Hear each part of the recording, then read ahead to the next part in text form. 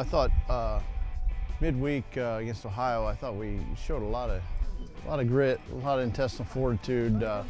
You know, it was a ball game where the ballpark played really small. The wind was howling out of here, and you know, it was a game that you know, we didn't hit the cheap home run, and it's a game that we really had to struggle and fight to win. You know, showed a lot of resiliency to come back and score the last couple innings to win the ball game. It's a game that I think is played on a normal day, normal ballpark. You know, we probably win going away, but you know, we had to overcome some adversity, and I thought that was good. I thought you know, this weekend against Jacksonville State, number one, it's a tough place to go and win 2 out of 3.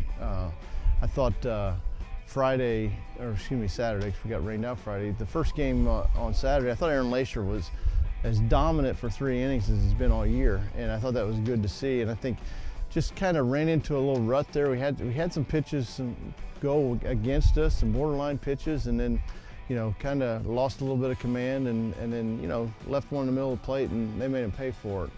Sometimes the game does that to you, and I think you know, you just got to be resilient. You got to keep fighting and come back, and you know, obviously this is a big week for us coming up, and we're in exam week, so it's a little chance for us to kind of catch our breath a little bit.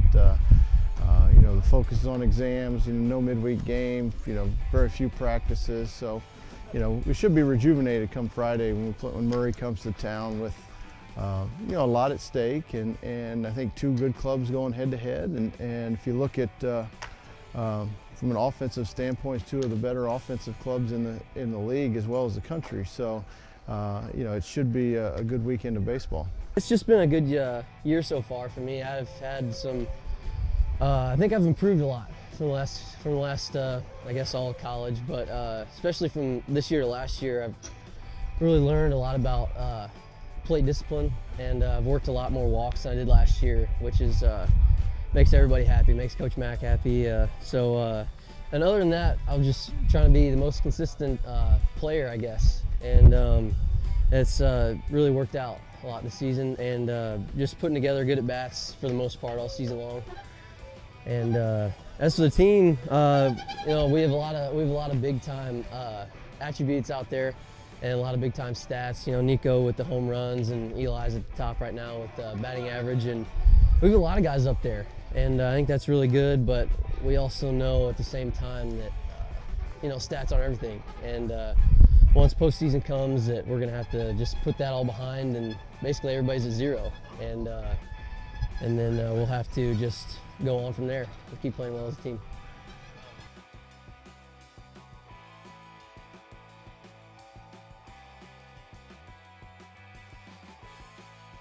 Yeah, I think that's going to be, you know, it's going to be bittersweet for me, because I know where we were as a program when those 4-year guys came in here, and where we are right now. You know, 3 straight 30-win season, 30-plus wins.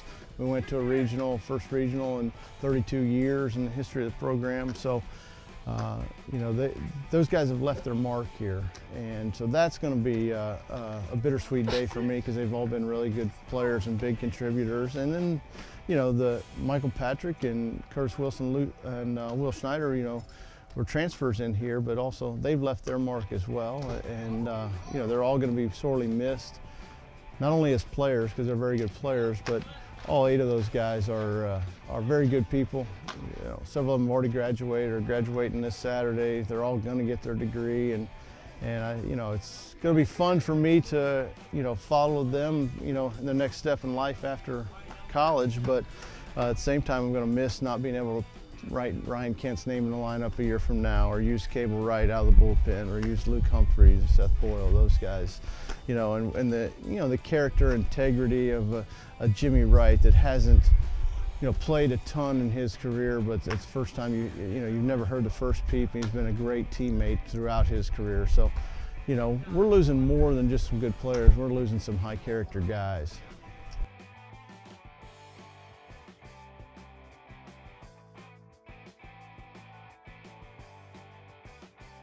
I think they're, I mean, Kevin Mulder's, you know, is in his 3rd year there. He's done a very good job.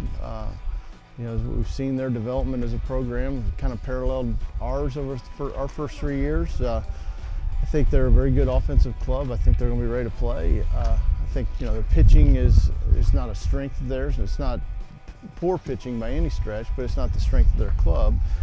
So I think it's very important for us to have consistent at bats all weekend long and determine our fate that way.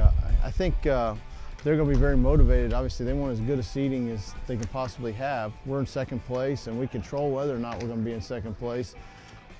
It's still an outside shot to get first, but realistically, second place has got to be our goal and expectations at this point.